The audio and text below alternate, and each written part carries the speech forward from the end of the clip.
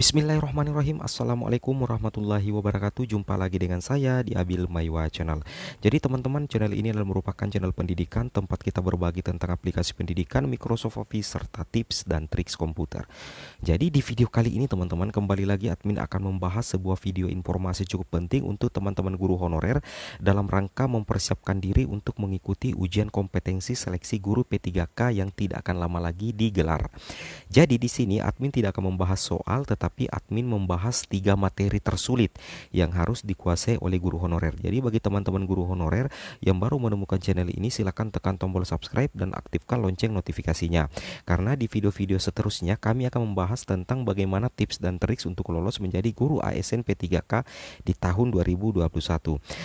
Jadi di video terbaru ini teman-teman, kami akan membagikan tentang materi P3 pilihan yang sering naik di tes P3K ataupun bahkan di CPNS.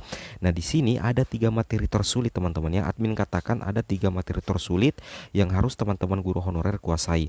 Yang pertama itu adalah komponen tujuan pembelajaran, kemudian yang kedua adalah prinsip penilaian, yang ketiga adalah KKO, HOTS dan LOTS, atau kata kerja operasional, indikator pencapaian, HOTS dan LOTS. Seperti itu ya, di ranah kognitif tentunya. Oke, tanpa berbasa-basi lagi, kita langsung ke videonya saja teman-teman ya. Nah, materi yang pertama di sini teman-teman adalah berkaitan tentang komponen tujuan pembelajaran. Ada 4 komponen tujuan pembelajaran teman-teman yang harus teman-teman pahami. Yang pertama itu audience, behavior, dan degree. Dan di soal kemarin soal dan pasti akan muncul teman-teman ya di soal nanti ini.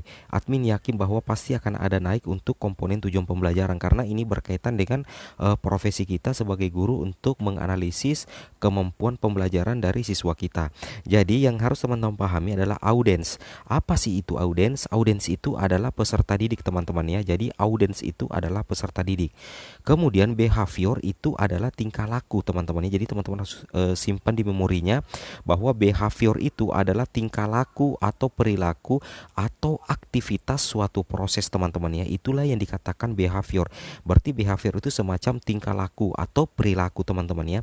Kemudian komponen tujuan pembelajaran yang ketiga itu adalah condition. Apa sih condition itu? Condition itu teman-teman adalah persyaratan yang perlu dipenuhi agar perilaku yang diharapkan dapat tercapai. Itu yang dikatakan condition teman-teman.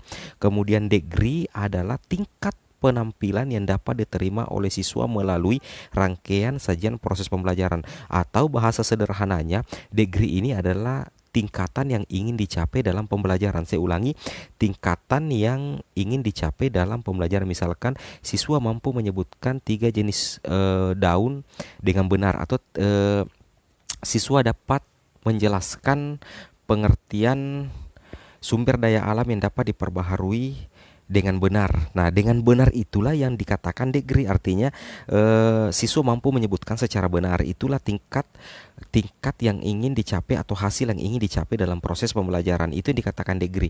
Dan ini sangat penting untuk teman-teman guru honorer kuasai teman-temannya. Ini bahkan admin katakan adalah salah satu materi pedagogi tersulit jika dibentuk dalam bentuk soal teman-teman ya, karena hampir semua jawabannya itu sama. Di sini kita lihat satu contoh soalnya teman-teman ya.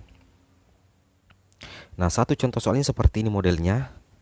Di sini teman-teman coba baca, disediakan 2 magnet dan paku. Siswa melakukan percobaan tarik-menarik kutub medan magnet. Komponen tujuan pembelajaran yang kurang dalam hal tersebut adalah apa? Nah, di sini ini sangat sulit untuk kita jawab ya, karena kita harus mengetahui apa sih komponen tujuan pembelajaran yang kurang dalam hal tersebut. Disediakan 2 kutub siswa. Siswa itu kan masuk audiens, berarti ada. Kemudian melakukan percobaan berarti itu masuk behavior, dan degree tarik tarik menarik kutub berarti itu masuk condition ya. Saya ulangi ya. Jadi siswa itu masuk audiens teman-teman ya. Ini begini caranya menjawab ya. Untuk komponen tujuan pembelajaran, kalau audiens itu kan siswa teman-teman ya. Kemudian melakukan percobaan itu berarti behavior. Behavior, kemudian degree. Nah, di sini behavior, degree, kemudian disediakan 2 kutub magnet, paku itu masuk condition, kemudian tarik menarik ya itu masuk condition dan degree. Jadi yang tidak ada di sini teman-teman adalah degree sebenarnya ya. Atau bagi teman-teman yang dia masuk condition ya, dia masuk condition behavior. Jadi yang tidak ada di sini adalah degree atau tingkat penampilan yang ingin dicapai atau hasil yang ingin dicapai. Di sini tidak ada hasil yang disebutkan secara spesifik teman-teman ya. Tidak ada hasil yang ingin dicapai secara mengkhusus. Seperti itu teman-teman ya. Jadi jawabannya adalah A degree. Nah, di sini memang ini tipe soal yang sangat sulit teman-teman ya. Admin katakan ini adalah tipe soal yang sangat sulit. Jadi teman-teman harus tonton video ini sampai selesai. Oke, kita lanjut untuk materi kedua yang admin anggap sulit tetapi harus dikuasai oleh teman-teman guru honorer, yaitu adalah prinsip penilaian teman-teman ya.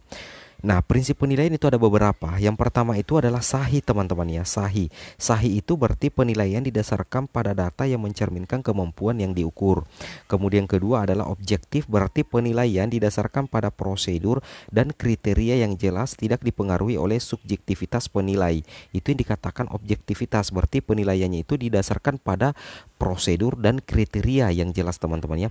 Kemudian adil, berarti penilaian tidak menguntungkan atau merugikan peserta didik karena berkebutuhan khusus serta perbedaan latar belakang agama, suku, budaya, adat istiadat, status sosial, ekonomi, dan gender. Seperti itu teman-teman ya. Itu untuk prinsip penilaian.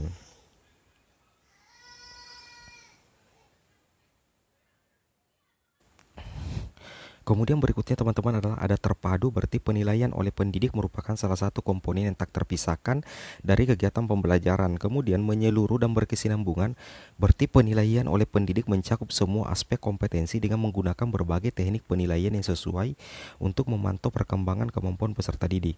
7. Sistematis itu berarti penilaian dilakukan secara berencana teman-teman ya, dan bertahap dengan mengikuti langkah-langkah baku. Kemudian yang kedelapan adalah beracuan kriteria, berarti penilaian didasarkan pada ukuran pencapaian kompetensi yang ditetapkan. Kemudian yang kesembilan adalah akuntabel. Itu berarti penilaian dapat dipertanggungjawabkan baik dari segi teknik, prosedur maupun hasilnya. Nah, itu adalah 9 prinsip penilaian teman-teman, dan admin anggap ini adalah salah satu soal yang cukup sulit. Nah, di sini contoh soalnya teman-teman ya. Ini contoh soalnya, diperhatikan. Pak Liman adalah seorang guru olahraga. Pagi ini dia akan mengadakan prinsip penilaian praktik berenang. Maka prinsip penilaian dilakukan oleh Pak Liman itu apa? Nah, dia itu akan mengadakan penilaian praktik. Berarti dia betul-betul melakukan penilaian praktik teman-teman ya. Apakah jawabannya sahih, objektif, menyeluruh, sistematis, dan kriteria, beracuan kriteria. Dia mengadakan penilaian praktik, penilaian berenang ya. Berarti Pak Liman ini mengadakan penilaian praktik berenang. Berarti betul-betul menilai praktek dari seorang siswa itu untuk berenang. Berarti jawabannya itu adalah objektif teman-teman ya. Itu B, objektif, betul-betul menilai apa yang dilakukan oleh siswa. Jadi seperti itu ya. Jadi mengadakan penilaian praktek itu berenang, berarti betul-betul dinilai, berarti masuk dalam kategori objektif. Seperti itu. Jadi memang cukup membingungkan teman-teman ya. Kemudian kita lanjut untuk materi yang ketiga.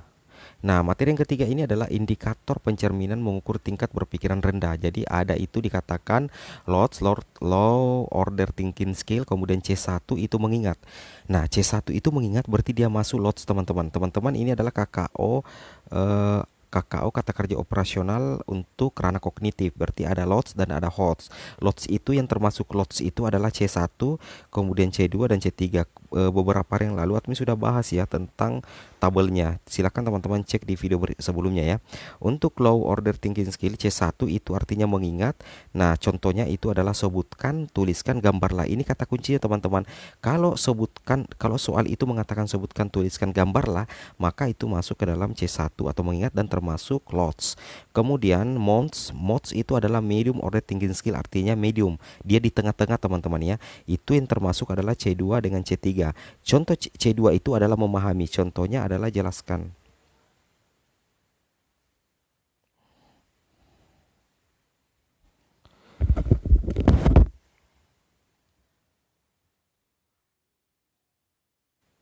Nah, seperti itu teman-teman ya. Misalkan C2 itu berarti dia memahami, berarti contohnya jelaskan, bedakan, atau identifikasi. Kalau ada soal mengatakan jelaskan, membedakan, identifikasi, berarti itu masuk ke dalam C2, berarti dia termasuk MOTS. Kemudian C3 itu adalah menerapkan teman-teman, tentukan. Contohnya C3 atau menerapkan adalah tentukan, hitunglah hasil dari. Itu termasuk C3, juga masuk dalam MOTS. Seperti itu kata kunci untuk menyelesaikan soal seperti ini. Oke, kita lanjut teman-teman ya.